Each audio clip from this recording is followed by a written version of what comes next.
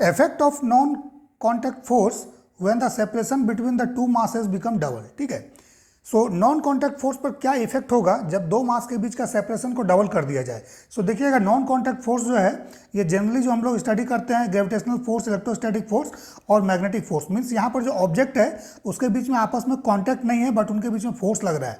तो ऐसा फोर्स क्या क्या हो सकता है, ग्रेविटेशनल फोर्स हो सकता है, इलेक्ट्रोस्टैटिक और मैग्नेटिक हो सकता है। ठीक है, बट ग्रेविटेशनल फोर्स जो है ये दो मास के बीच में लगता है m1 m2 के बीच में। ठीक है, जिसका फॉर्मूला होता है जी, force of gravity is equal to G m1 m2 divide by separation, square of separation between the masses. ठीक है, तो दो मास के बीच में है, दैट मीन्स अगर यहाँ पे बोला गया non contact force when the separation between two masses become double, so आपको देखना पड़ेगा यहाँ पे मास है, तो मास है दैट मीन्स कि यहाँ पे फोर्स ऑफ ग्रेविटी है। ठीक है, सो इनिशियली मान लिया सेपरेशन अगर x है तो फोर्स कितना हो जाएगा, gravity force G m1 m2 by x square.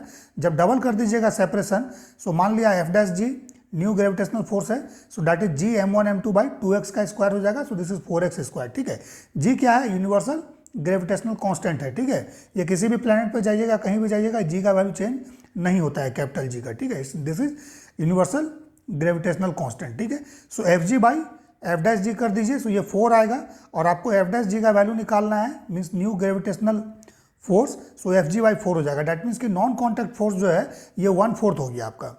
ठीक है, या फिर रिड्यूसेस 4 टाइम। ठीक है,